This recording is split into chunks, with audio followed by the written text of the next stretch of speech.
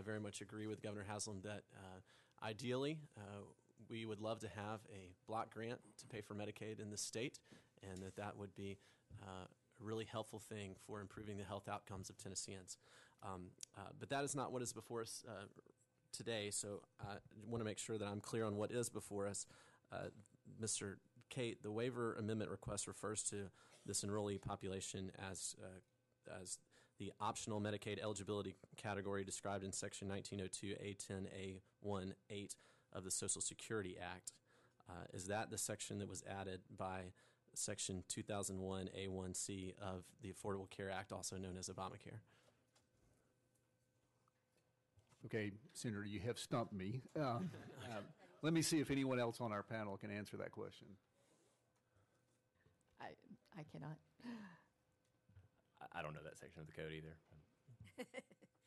Okay. Well, I just wanted to make sure, because there was a statement made last night that, quote, "this is not Obamacare," and of course the explanation to that was given later. But I want to make sure that I'm understanding it correctly, that this particular waiver request is proposing to add new members to Medicaid under Section 2001 A1C of Obamacare. Is that correct?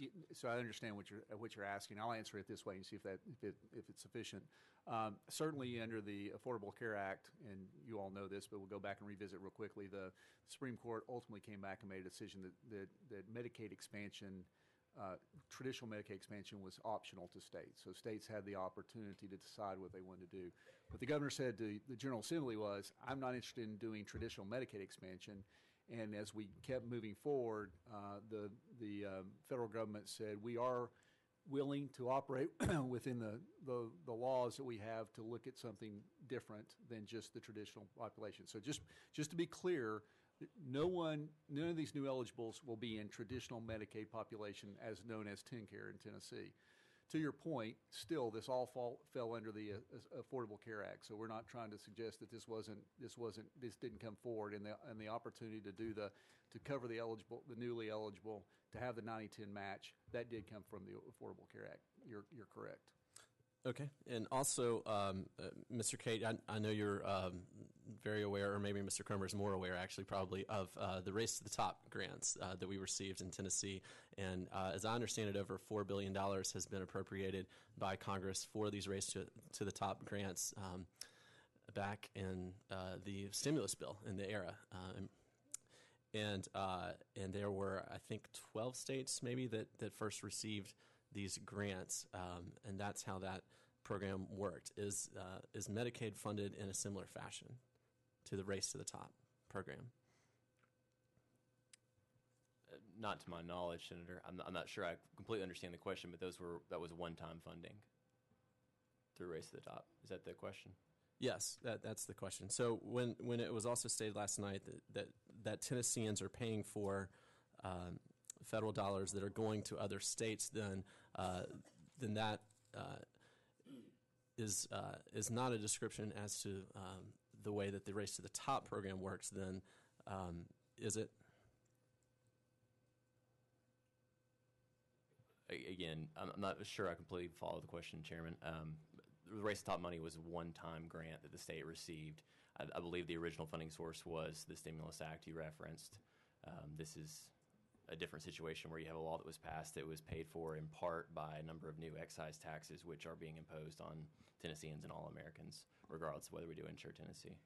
Okay, that's really all I'm trying to get at, is that this is a different situation from that particular funding model. In that funding model, there was money that was allocated by Congress, and then it was divvied up among states that applied for it, and some of those states won the grants, others did not win the states. So in that situation, I would agree with the statements that have been made last night and earlier today that Tennesseans have paid income tax for monies that are being sent to other states.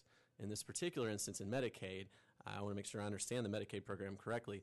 If no services are offered to this new population, then in fact, no new federal money will be spent. Is that correct? Mr. Chairman, I'm not sure that I can speak to, I can't trace the money back to Washington and tell you where it's being spent, and none of us really think that there's a pot in Washington, collecting Tennessee money. But the only point we're making is that There were excise taxes through the Affordable Care Act that were imposed on Tennesseans and all Americans, and we're paying them regardless of whether we do insure Tennessee. And just to add to that, and if we do not move forward with Insure Tennessee, we won't recapture those taxes, is the point we're trying to make. Those taxes go still to the federal government. To Will's point, we can't trace how they're going to be used, but they still go to the federal government. And I think Darren was saying it's somewhere around $8 billion. It's a lot of money. From what wasn't it? Is Darren here? I don't know. Not that much. I don't know. I think that's what he was saying.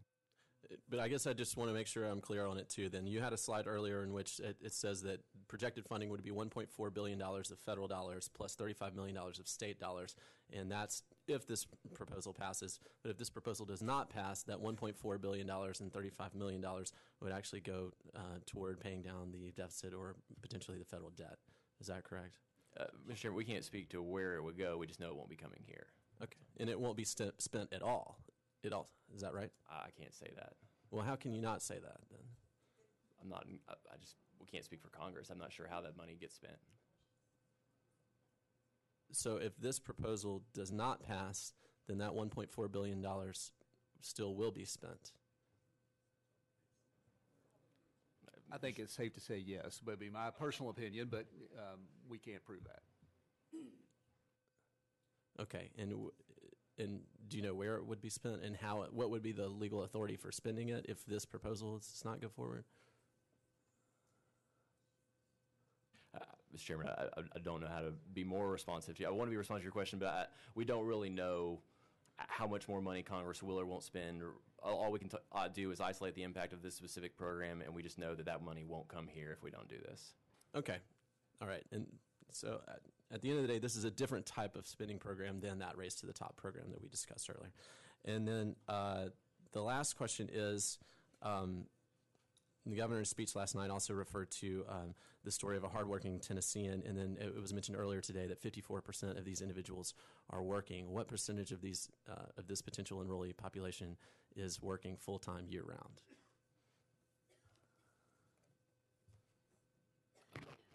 Mr. Chairman, I'm not sure that I have those numbers. If someone else does, we'll try to get them for you. We just know 54% total employed among that population. Some part-time, some full-time. I'm not sure that we have specifics. We will find that information for you because I do think it was. But I think your point is good on what is that full-time versus part-time. I think the other side of that you will, for those that deal with this population, would argue is that even those that are part-time, often what they're dealing with is health-related issues, and that's part of the problem about getting full-time employment is that they have health-related issues, and so they're not getting the treatment they need to be able to come back. And we think a large part of this population is truly seeking employment and actually better employment, but often what they're dealing with are health-related issues, and that does affect their employment. Okay. Well, according to the Federal Census Bureau Current Population Survey 2013 Annual Social and Economic Supplement, only 16% of this eligible population in Tennessee is working full-time year-round. Does that sound like a correct number to you? It could be. I'm not sure, but I'm also not sure. Some part-time employees are going to be eligible for insurance and some will not be. It's hard to know exactly how many would be currently eligible for their employer's insurance. Okay. Well, Mr. Chairman, I appreciate your allowing me to ask those questions. I do think it is important that we address this particular population, and I hope that we can do everything we can to encourage them to get into the full-time employment workplace and not discourage them from doing so. So I have a number of other questions, but I will happily yield the floor to others. Thank you.